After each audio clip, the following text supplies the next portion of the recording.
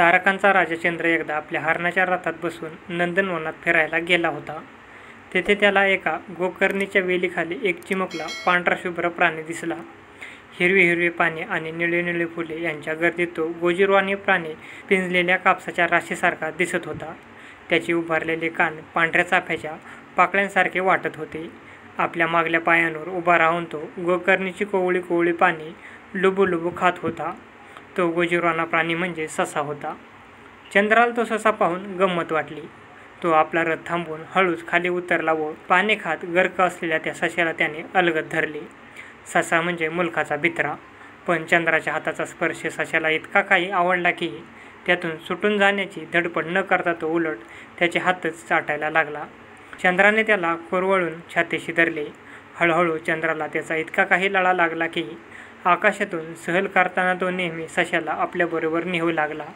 चंद्राने सशाला जवळ घेतले म्हणजे त्याच्या प्रकाशात सशाचे पांढरे शुभ्र शरीर हिऱ्यासारखे चमकत असे व त्याचे निळे काळे डोळे इतके लखलखत की आभाळातल्या साऱ्या ताऱ्यांचे तेज त्याच्या पुढे फिके पडत असे.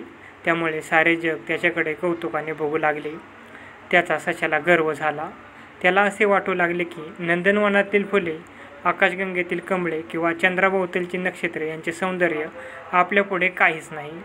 फार काय, त्याचा हळूहळू असाही समज झाला की चंद्र आकाशात फिरायला लागला की साऱ्या पृथ्वीवर जो प्रकाश पडतो तो म्हणजे खरोखरच आपल्या स्वतःच्या सौंदर्याचे तेज होय. चंद्राच्या रथाला जो हरण जोडला जात असे त्याची आणि सशाची चुरस झाली. ससा दृष्टीत पडण्यापूर्वी चंद्राला त्या हरणाचा अतिशय लळा होता. पुष्कळदा त्याला प्रेमाने आपल्या छातीशी धरून चंद्र आकाशात फिरायला निघत असे. पण चंद्राने ससा बाळगल्यापासून हरणाला एकदाही आपल्या धान्याच्या छातीवर डोकं टेकवण्याची संधी मिळाली नाही. सदानकदा ससा आपल्या धान्याच्या छातीवर रेललेला असायचा. त्यामुळे हरणाला सशाचा राग येऊ लागला. त्याला वाटे की आपण धान्याचा रथ ओढून त्याची एवढी चाकरी बजावतो, पण आपल्या अंगावरून त्याचा कधी मायेने हात फिरलेल तर शपथ. आणि काही काम न करता हा ऐतखाऊ ससा मात्र अष्टप्रहर धान्याच्या अंगावर लोळत असतो. त्याचा पांढरा रंग सुंदर असला तरी आपल्या तपकिरी रंग काही कमी सुंदर नाही व आपले काळेभोर टपोरे डोळे तर त्याच्या त्या लुकलुकणाऱ्या लहानशा डोळ्यांपेक्षा कितीतरी सुंदर आहेत. सशाला गोकर्णीचे पाने फार आवडत असत. त्याच्या वेलाला आपल्याशिवाय दुसऱ्या कोणीही तोंड लावलेले त्याला खपत नसे. एक दिवस असे झाले की धान्याला खूप हिंडवून परत आल्यावर भुकलेले हरिण त्या वेलाजवळ जाऊन त्याची पाने खाऊ लागल्या. त्याबरोबर आपले दोन्ही कान उभारून आणि मागल्या पायावर उभा राहून ससा तावातावाने त्याला म्हणाला, या गोकर्णीचे पाने तू का खातोस? ही गोकर्ण माझी आहे. भुकलेल्या हरणाला त्याच्या या बोलण्याची चीड आली. तो संतापाने उद्गारला, तुला कोणी दिली रे ही गोकर्णी? ऐतखाऊ, मी सारा दिवस धान्याचा रथ ओढून दमतो आणि तू मला सुखानं 4 पानंसुद्धा खाऊन देत नाहीस. हरणाने आपल्याला ऐतखाऊ म्हटले याचा सशाला विलक्षण राग आला. दोघांचे कडाक्याचे भांडण झोपले. शेवटी ससा म्हणाला, तुझ्याहून मी कितीतरी श्रेष्ठ आहे हे सारे जग जाणतंय. लोक ज्याला चांदणं म्हणतात ते माझ्या शुभ्र शरीराचे तेज आहे, समजलंस?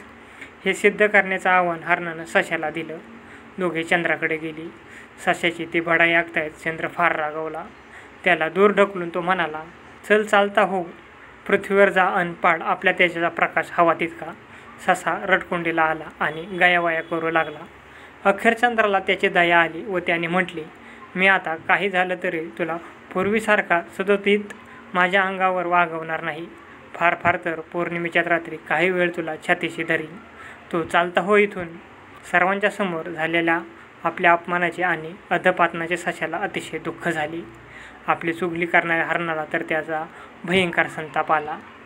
त्या दुःख संतापाने त्याचे निळे काळे डोळे एकदम लालभडक होऊन गेले व त्यावेळी ते एकदा जे लाल झाले ते कायमचेच. तेव्हापासून फक्त पौर्णिमेच्या रात्री मात्र चंद्रोदयाच्या वेळेस असा चंद्राच्या छातीवर रेललेला दृष्टीस पडतो.